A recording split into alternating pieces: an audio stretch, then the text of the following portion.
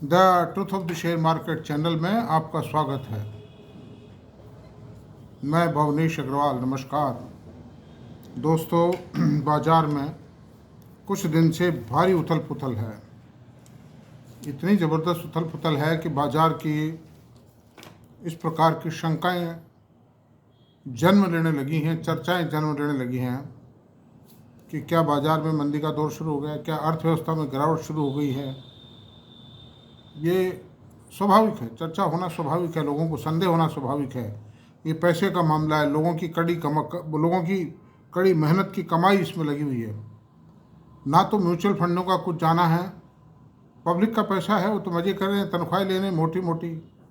ना ब्रोकर्स का कुछ जाना है, ना मैनेजमेंट्स का कुछ जाना है, वो कंपनियों के मालिक हैं। मतलब ब्रोकर्स के चाहे घाटा हो चाहे नफ़ा हो, दलाली मिलनी है। जाएगा रिटेल इन्वेस्टर का जाएगा। जो कुछ नुकसान होगा इस शेयर बाज़ार में, वो नुकसान रिटेल इन्वेस्टर का होगा। पैसा वहाँ से जाता है। गंगोत्री वो है शेयर बाज़ार की, जहाँ से जैसे गंगोत्री से पानी बहता है, गंगा जल शुरू होता है, उसी प्रकार से पैसे की शुरुआत रिटेल इन्वेस्टर से होती है। लेकिन मैंने बहुत ज़्यादा चिंतन किया है, मंथन किया है, अध्ययन किया है, गंभीरतापूर्वक हर चीज़ को जांचा है, परखा है इन दिनों। तो जो तक शेयर बाज़ारों का गिरने का प्रश्न है, संपूर्ण शेयर बाजार में गिरावट नहीं आएगी, ये कन्फर्म मान के चलिए आप।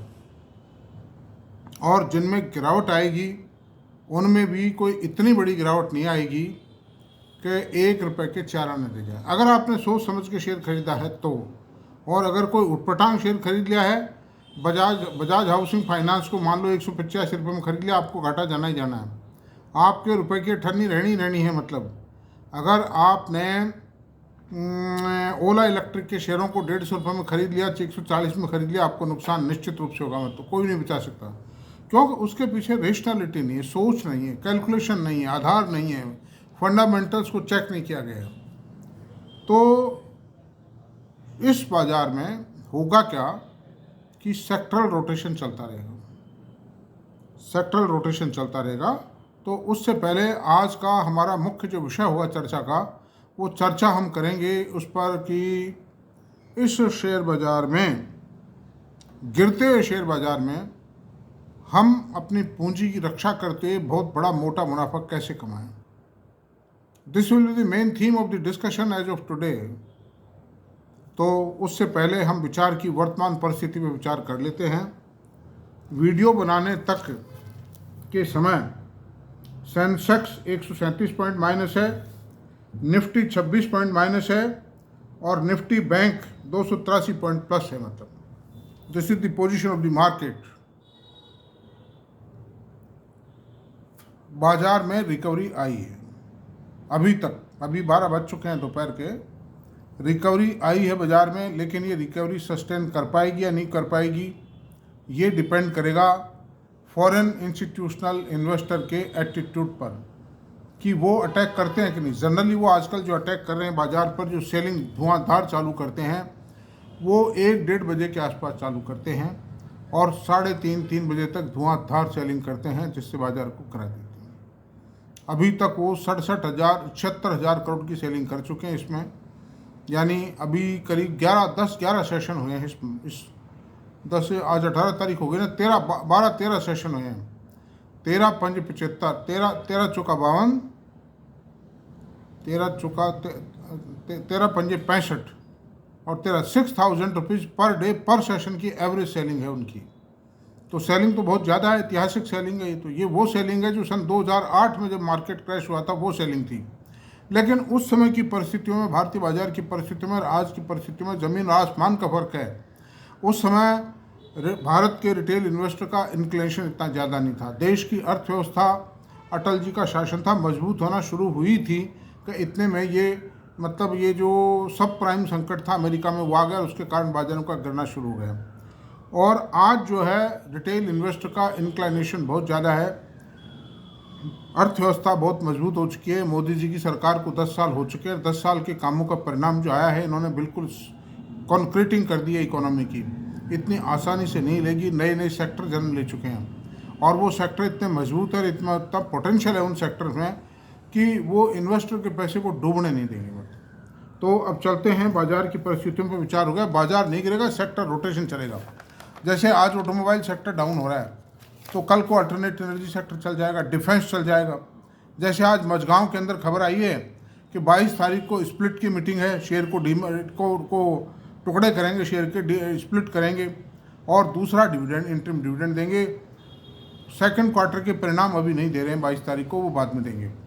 तो उसके कारण 6.5% तेज हो गया मझगांव का शेयर। इसी तरह हिंदुस्तान एरोनॉटिक्स का शेयर में कोई खबर आती है तेज जाता है। तो जो शेयर हैं, मैं आपसे बता रहा हूँ, अभी तक जो परिणाम आए वो परिणाम अच्छे नहीं आए।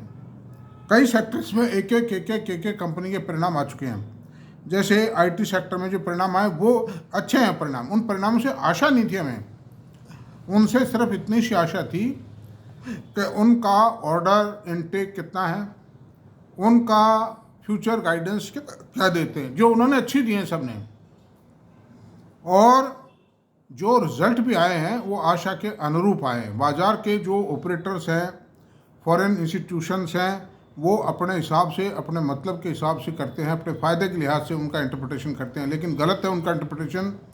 सुबह आप देखिए टीवी पे मैं देख रहा था, LTI माइंडट्री के रिजल्ट शानदार आए। मतलब अब तक जितने IT कंपनियों के रिजल्ट आए उनमें सबसे ब्यूटीफुल रिजल्ट जो हैं वो LTI माइंडट्री के हैं। लेकिन हुआ क्या है, उसको 5% तोड़ दिया। और मैं ये देख रहा था, एक ब्रोकरेज, फॉरेन ब्रोकरेज कह रही थी 7,000 रुपये हो जाएगा, दूसरी फॉरेन ब्रोकरेज कह रही थी 5200 रुपये रह जाएगा। आप किसकी बात मानोगे? उन्होंने अपने अपने हिसाब से, अपने मतलब के हिसाब से दिए। इन्वेस्टर का, जो गरीब इन्वेस्टर हैं, बेचारे सीधे साधे हैं, कमज़ोर लोग हैं, उनका सस्ते दामों में माल पी जाने के लिहाज से वो रिकमेंडेशंस दिए। इसी प्रकार से इन्फोसिस के अंदर एक 2200 रुपये, 2170 रुपये की रिकमेंडेशन दे रहा है, एक 1800 रुपये की रिकमेंडेशन दे रहा है। तो ये सारी जो चीज़ें हैं ये विश्वसनीय नहीं है, इन पे आप भरोसा मत कीजिए। आप, मैं जो बोलता हूँ उसको गहराई से सुनें, उसका मतलब क्या है। इस प्रकार से IT के सेक्टर के परिणाम तो अच्छे आए हैं कुल मिला के, और इसमें आशाएं, फ्यूचर गाइडेंस अच्छी है, ऑर्डर इनटेक अच्छा है, और कंपनियां जो ये बता रही हैं कि साफ सुधार चालू हो गया है। अब ऑटो के अंदर बजाज ऑटो के रिजल्ट आए हैं, रिजल्ट अच्छे थे, लेकिन कॉनकाल के अंदर ये अनुमान से कम, ये अनुमान से कम क्या होता है, अनुमान आप कुछ भी लगा लीजिए, आपके अनुमान से क्या होता है कि 7 ब्रोकरेज का एवरेज अनुमान ये है, नहीं कुछ नहीं, मैं कोई मानता हूँ। मैं लास्ट ईयर से कंपेयर कर लीजिए, क्वार्टर ऑन क्वार्टर कंपेयर कर लो, ईयर ऑन ईयर कंपेयर कर लो, अगर उसमें ग्रोथ आई है तो है, चाहे वो थोड़ी कम आई है, ज़्यादा आई है। ये क्या है कि मैं 6,000 करोड़ का प्रॉफिट आ रहा है, 5975 करोड़ रुपये, यानी 25 करोड़ प्रॉफिट 6,000 में कम आ जाता है, तो देश से कि साहब बाजार की उम्मीद से कम प्रॉफिट आया साहब, ये तो ठीक नहीं है। मतलब हाँ, व्हाट इज दिस, मतलब ये गिराने के तरीके हैं, बहाने हैं, मतलब बेवकूफ़ बनाने के एक एनवायरनमेंट पैदा करते हैं, नेगेटिव एनवायरनमेंट पैदा करते हैं बाजार में ही लोग। तो मैनेजमेंट ने कॉनकाल में थोड़ा उसकी हवा निकाल दी, साहब बिक्री ढीली है, लेकिन ढीली का मतलब इतनी नहीं कि 8 आने रह जाएगी बिक्री, 50%, 5%, 7% सेल कम रह जाएगी। मोटरसाइकिल बिकनी है, और रूरल जो इकोनॉमी है उसमें बहुत बड़ा पैसा आ रहा है। किसान सम्मान निधि का पैसा है, रबी की क्रॉप शानदार आ रही है जिसकी बिक्री का पैसा आएगा, बाज़ारों में हार्वेस्ट आना शुरू हो गया है, हमारी मोटरसाइकिल बढ़ेगी सेल। मतलब शहरी भी ठीक है, मिनिमम वेजेज बढ़ा दिए सरकार ने, उसके कारण भी एक मजदूर, छोटा मजदूर भी मोटरसाइकिल करने की कैपेसिटी में आ जाएगा। मतलब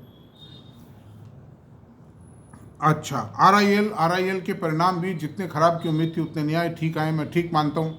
ईयर ऑन ईयर ग्रोथ आई है, क्वार्टर ऑन क्वार्टर थोड़ा डाउनफॉल था। बैंक, एक्सिस बैंक के परिणाम बहुत अच्छे आए, मैं खुद ही कह रहा था कि परिणाम अच्छे नहीं आए, लेकिन अच्छे हैं, कुछ के अच्छे हैं। एक्सिस बैंक के परिणाम अच्छे आए, आशा से ज़्यादा आए, मतलब 18% की ग्रोथ आई है प्रॉफिट में। FMCG में नेस्ले के परिणाम केवल 0.5% प्रॉफिट घट के आया है। इनका क्या है, कमोडिटी प्राइसेस वगैरह के कारण है, कोई इंक्रीमेंट दे दिया है, कोई मार्केटिंग में कोई नया ऑफिस खोला है, उस कारण से थोड़ा बहुत फर्क पड़ जाता है। 0.5% प्रॉफिट कोई मायने नहीं रखता है। ये कंपनियां कभी पीछे मुड़ के नहीं देखती हैं। अगर कोई समझे कि साहब रिजल्ट खराब आए मैं तो बेच दूं, वो एक पलाद है, ट्रेडिंग के लिए किसी ने खरीदार वो बेच दे, वो अलग बात है। लेकिन इन्वेस्टर को ये जितने भी शेयर मैं बता रहा हूँ उनमें हिलना भी नहीं चाहिए, अटल अविचल होकर के खड़े रहिए आप अपनी जगह। डिस्क्रेशनरी, कंज्यूमर डिस्क्रेशनरी, जिसमें मैं हैवेल्स को मानता हूँ। हैवेल्स की पोजीशन ये है कि हैवेल्स ने आज 32 साल से मैं लगातार देख रहा हूँ, ये तो पैसा दे ही रही है। आ गए होंगे एक क्वार्टर के परिणाम, कोई खास बात नहीं, कहीं पर नेटवर्क खोला है, कोई नए आइटम लॉन्च किए हैं, उनकी मार्केटिंग पे कोई ज़्यादा खर्चा किया है, तो ओवरऑल मार्जिन पे इफेक्ट आएगा मतलब। और ये किचन अपैरेटस बना रही है, जैसे फ्रिज बनाएगी, माइक्रोवेव बनाएगी, मतलब चिमनी बनाएगी, और ये बड़े बड़े आइटम हैं। इनसे कंपनी की सेल बूस्ट अप होगी, थोड़ा टाइम लगता है, बाकी the company is decent, management is decent. Metal में जिंदल स्टील के रद्दी परिणाम आए, मतलब इसी प्रकार से सब मेटल कंपनियों के परिणाम रद्दी आएंगे, क्योंकि इस क्वार्टर के दौरान मेटल की प्राइसेज में बढ़त, खाली कॉपर को देख लीजिए, बाकी और किसी भी की मेटल की प्राइसेज में कोई बढ़त नहीं आई है।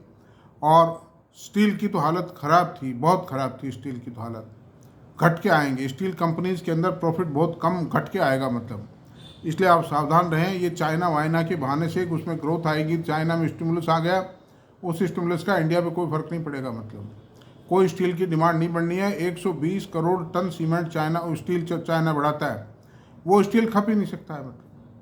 आयरन ओर की प्राइसेज बढ़ी थी, वापस गिर गई, क्रूड की प्राइसेज बढ़ती हैं, वापस गिर जाती हैं, तो कोई नहीं, उसका इफेक्ट आने में बहुत समय लगेगा, आपको फंसा के रख देंगे। मेटल शेयरों से दूर रहिए मतलब, द वर्स्ट इन्वेस्टमेंट है, they are not wealth creator, कल भी मैंने कहा था। फार्मा के रिजल्ट आने पे मालूम पड़ेगा ट्रेंड क्या है, फार्मा के अंदर प्रॉफिटेबिलिटी की ट्रेंड क्या है। अब सवाल ये है कि किन सेक्टर्स में हम इन्वेस्टमेंट करें, कौन से सेक्टर चलेंगे, किन में बने रहें हम। एक तो रिजल्ट सारे नहीं आए हैं अभी, कुछ रिजल्ट अच्छे आएंगे, कुछ आएंगे, संपूर्ण व्याख्या हम करेंगे 5 नवंबर के आसपास, जब तक बहुत से रिजल्ट आ चुके हैं। तो एक तो ग्रीन एनर्जी में वो शेयर जो ग्रीन पावर बनाते हैं, वो नहीं, सोलर विंड से, मैं उन शेयरों की बात करता हूँ जो कंपनियाँ सोलर पैनल्स बना रही है और सोलर पीवी सेल्स बना रही है, मैं उन कंपनियों की बात करता हूँ। और उन कंपनियों में मेजरली 3 कंपनीज हैं, और चौथी लिस्ट होने वाली है, उसका IPO आ रहा है 21 से 23 के बीच में। That is also a very good company, that is also a very very good company, the largest and biggest company in India so far the list is space is concern.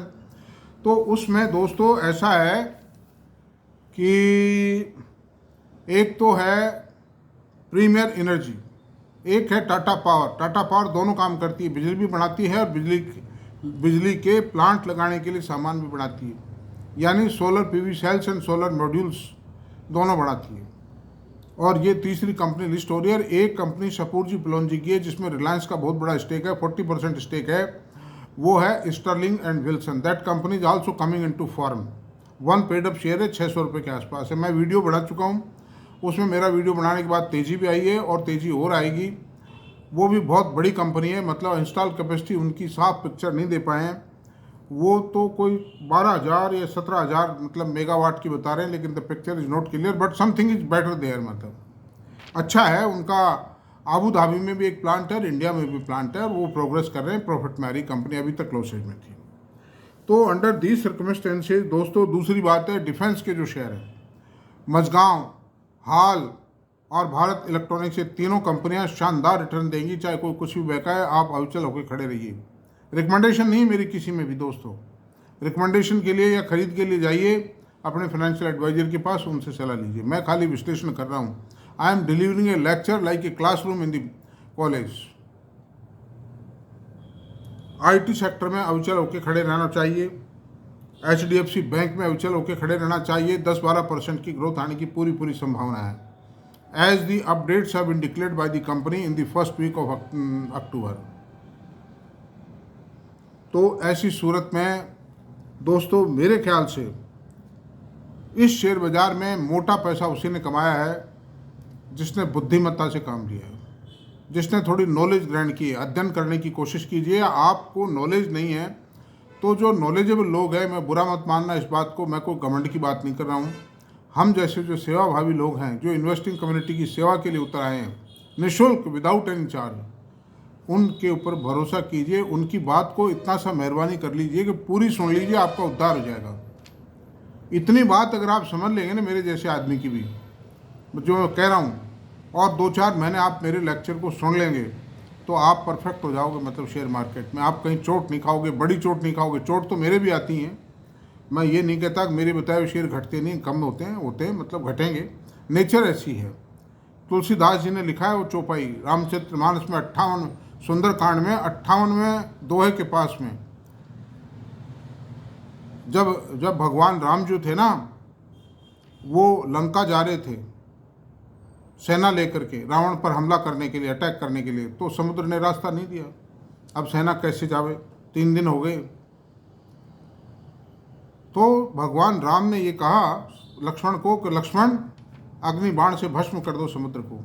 तो समुद्र प्रकट हुआ, उसने क्षमा याचना की भगवान राम से, और समुद्र ने एक चौपाई बोली, तुलसीदास जी की लिखी हुई है कर चौपाई, तो गगन अमीर अनल जल धरनी, इनकी नाथ सहज जड़ करनी।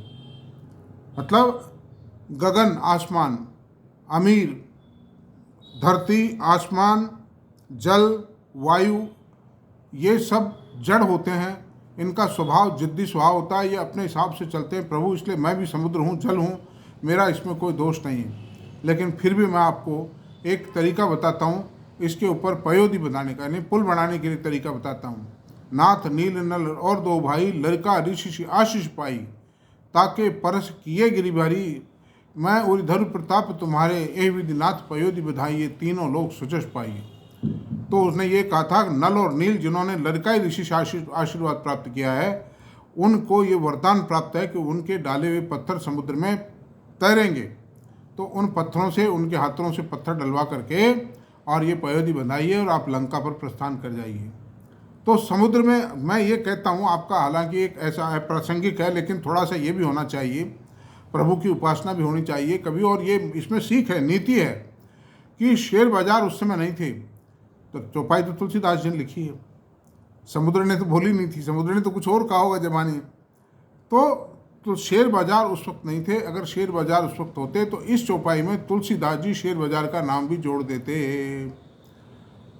शेयर बाजार को लॉन्ग रन के अंदर बिना हाथ पैरों की मजबूती के कोई नहीं चला सकता, चाहे कोई कितना भी ताकतवर आदमी है, चाहे वो राकेश झुंझुनवाला, चाहे वॉरेन बफेट हो, सब दास हैं शेयर बाजार के।